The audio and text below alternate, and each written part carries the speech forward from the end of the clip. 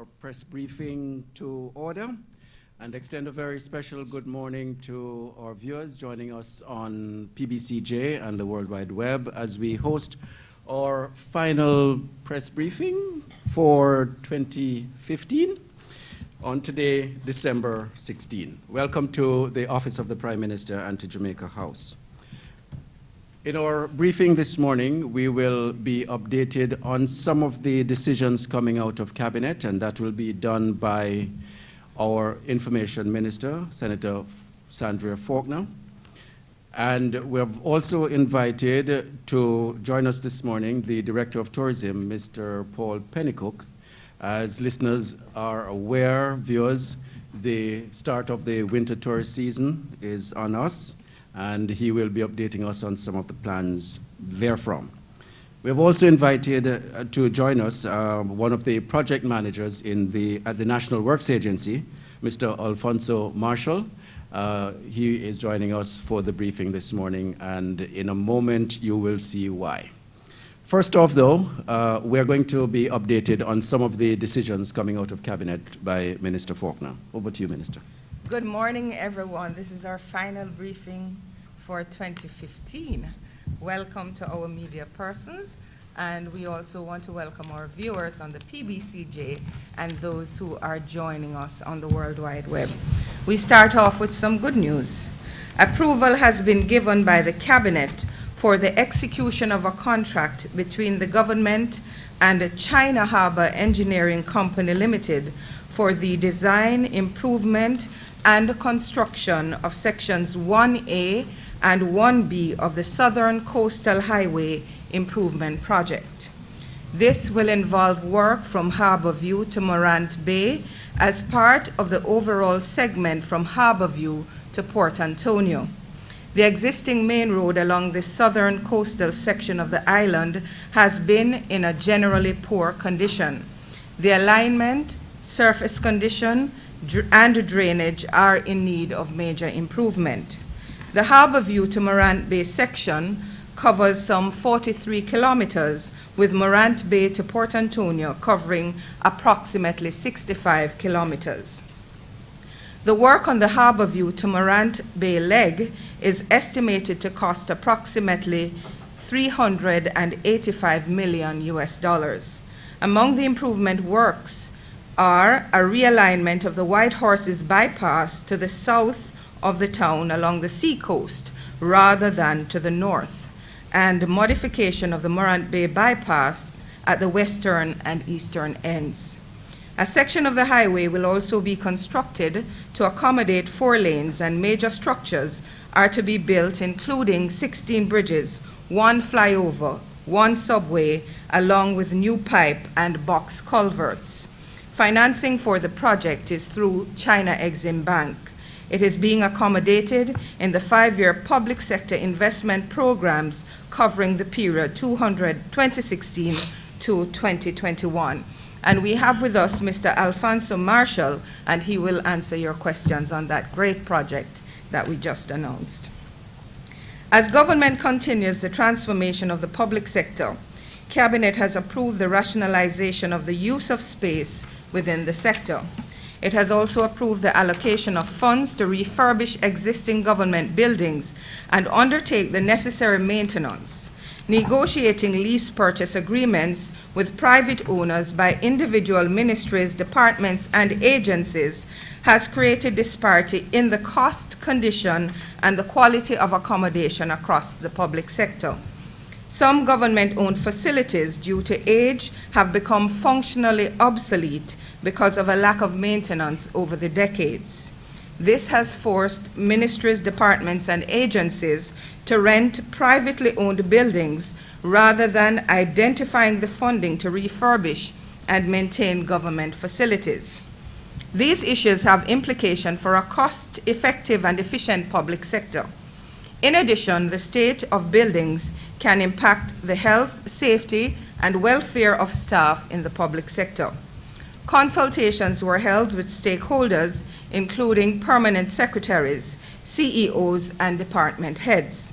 Under the Public Sector Space Rationalization Program, which has been approved by the Cabinet, Government entities must move from privately owned buildings to government-owned buildings over the medium to long term.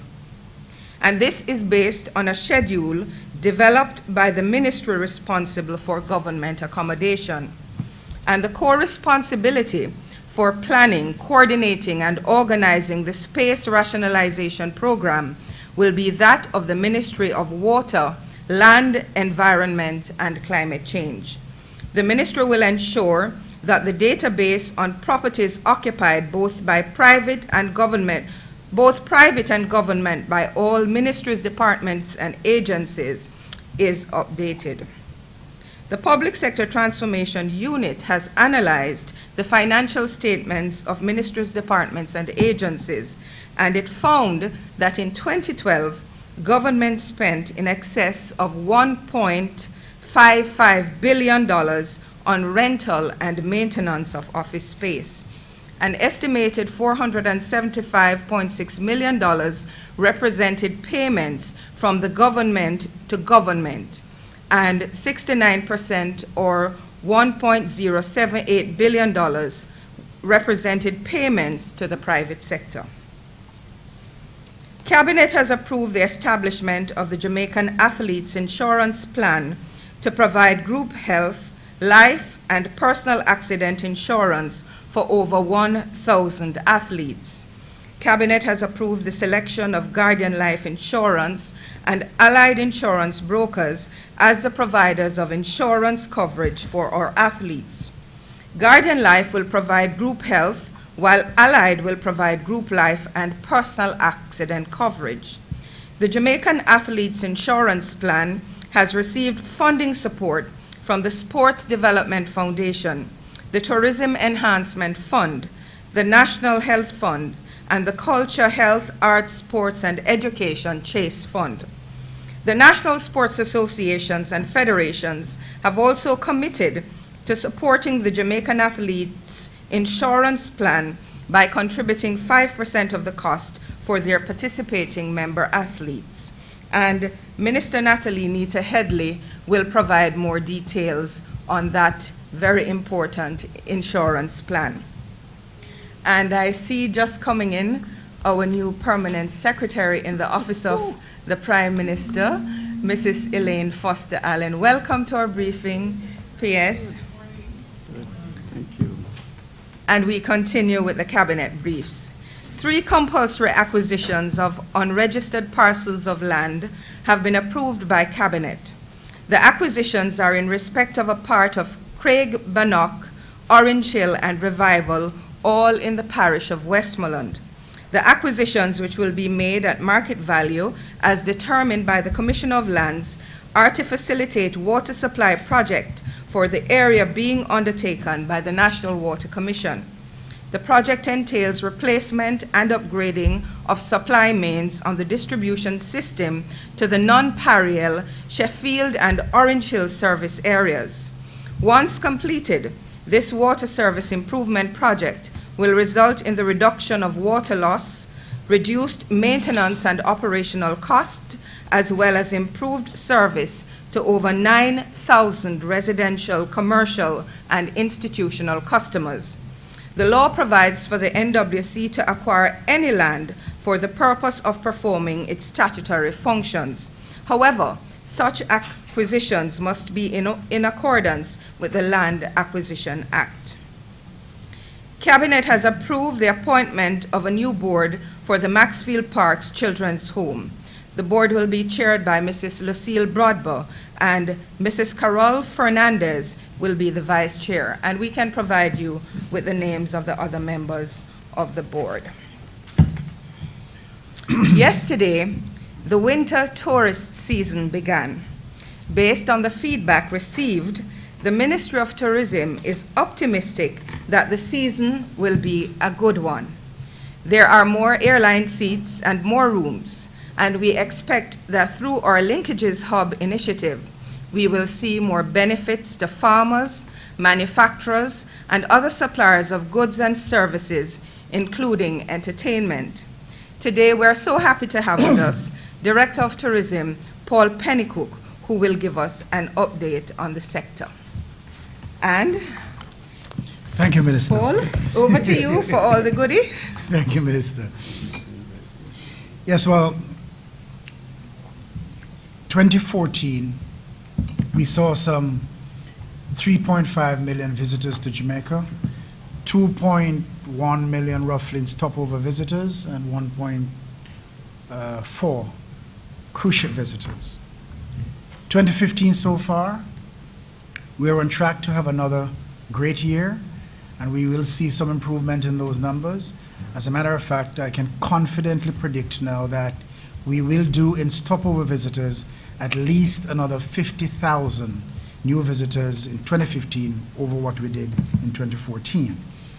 We're also projecting to see growth in the cruise ship sector, and that is partially why we're so optimistic about the upcoming winter.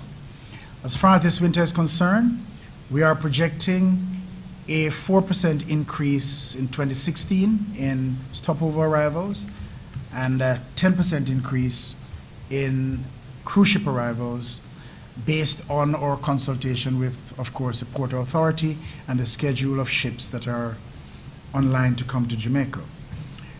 We're optimistic about the winter for the simple reason that there are some 1,200 or so rooms that are coming online for this winter that were not there last winter. I'm referring to rooms like the Moon Palace in Ocho Rios, the Braco Melia in Trelawney, the Marriott Courtyard right here in Kingston that just opened a couple weeks ago, and Bahia Principe in Runaway Bay has added some rooms as we go into the winter. That's rooms that are coming on stream for this winter, which of course we anticipate that we will see getting filled. I should mention that going further down the road, there are quite a few more rooms that are under construction as we speak and will be coming on stream for the winter 16-17 period. In addition to the rooms that are coming back online, Senator Faulkner mentioned the fact that, yes, we have additional airline seats. There are, in fact, some 65,000 additional seats coming in for the winter, most of which are from the United States. But in that package, I'm very pleased to announce that we have for the first time, for example, a flight from Gothenburg in Sweden going via Oslo, Norway into Montego Bay. That flight started on the 29th of November and will go through the winter season. In addition to those, we have Frontier Airlines out of the United States flying from Philadelphia into Montego Bay 4 times a week. That service has already started. Southwest Airlines out of the United States started a service nonstop Houston Hobby, Texas into Montego Bay. That service began on the 1st of November. And I was just at a function this weekend in Montego Bay where we honored our top 50 travel agents for Jamaica, or White Affair we called it. And I happened to have been sitting next to a travel agent who came in on Monday on that service out of Houston, and he told me it was excellent. It was so easy to come out of Houston Hobby straight into Montego Bay, and he was in Montego Bay by about 11 o'clock. Fantastic new service. In addition to that, Delta Airlines is improving. Their last winter they had 1 flight a week from Minneapolis into Montego Bay. This winter they're going daily, and that's in addition to their 4 daily services out of Atlanta into Montego Bay. And last but not least, on Saturday morning of this week, I am meeting the inaugural flight of American Airlines Los Angeles to Montego Bay nonstop. That's coming in this Saturday morning, and I'll be down there to meet that flight. So those are just some of the new flights that are coming in, and with those new flights coming in addition to, of course, what we have had before, and the new rooms or the refurbished rooms that have come back on stream, those are some of the primary reasons why we're so optimistic about the coming winter. I must mention finally that we just completed an aggressive advertising campaign which ran October, November on television. Of course, we're doing digital stuff, we're doing stuff online, and we also have some out of home, like we're doing some train stations in New York, and we are also wrapping some trains and all of that, promoting Jamaica during the winter as we approach 2016. So we're very optimistic in the sector. We've spoken to some of the hoteliers who have advised that their advance bookings are quite good. So yes, we are looking forward to another great year in 2016. Exciting, exciting news. So we open the floor for your questions. Okay, we go Jeline. Jeline doesn't ask a lot, so Alfia will go to her first today. All right, good morning, Mr. Pennycook. Hey. Just right off the bat, the last thing you said was the aggressive campaigning that has been happening from October to November. So I'm just curious to know that is this something that will be a reoccurrent for the winter tourist season or something that the tourist board is planning to continue throughout the year? The online and the digital marketing will continue throughout the year. We go back on television the second week of January. Yes. All right, thank you. Alfia? Morning, Alfia Saunders from the Jamaica Observer.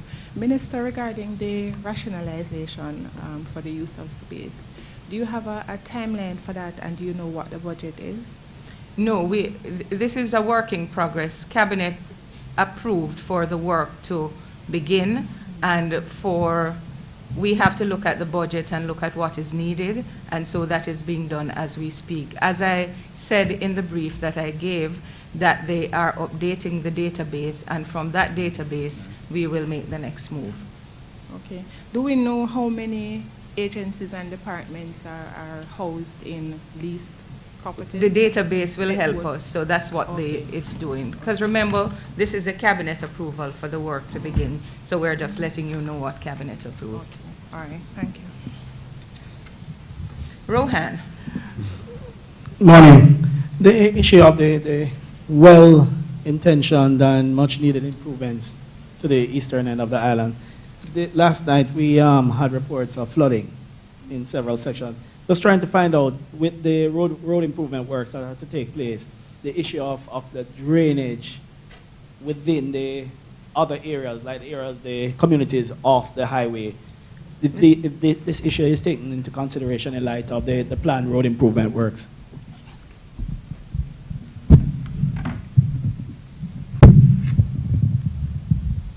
Thank you. One of the major objectives of the project is to provide a safe and efficient highway from Kingston to Port Antonio.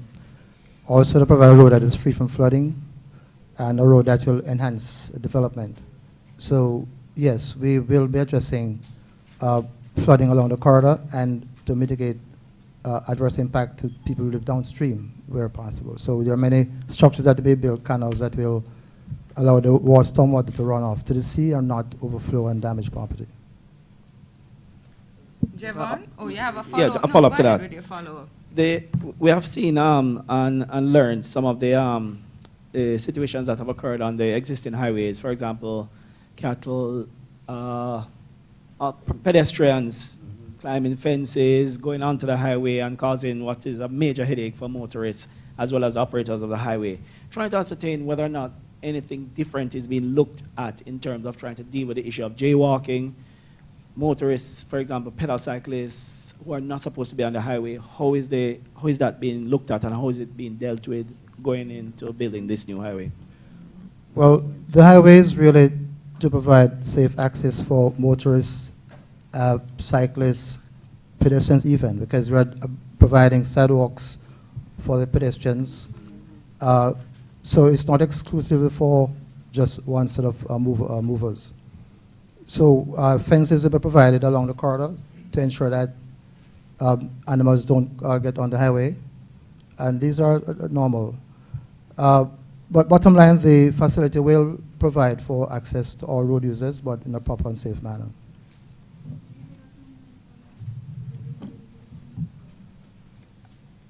That program is to construct the highway.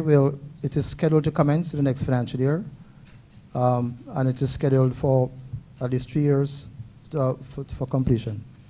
Javon, over to you. All right, Minister, good morning. Morning. Are you aware, well, there was a release on the website of the French-based company. I think it's Soget, S-O-G-E-T, that it has signed a contract with the Port Authority for the implementation of a port community system to further the country's logistics hub initiative. Well, we have a, I have to look at that, but I know we currently have a port security system and a communication system that is, and I know that there was discussion for improvements. I don't know if the contract has been signed. I will have to look into it and let you know. Okay. That would be perhaps you could call the head of the Port Authority because he we would sent be the some one. emails to them. He would be the one who would sign the contract. I'm not aware of that. All right. There was a front page editorial in the Jamaica Observer this morning, basically. Yes, I saw it, Yeah. yes. So I'm just trying to find out if the government is willing to amend the retroactive. Well, what I aspect can of the tell bill. you is that I had discussions with the financial secretary. They are looking at it. They have asked their legal people to look at it, and they will respond. Yes.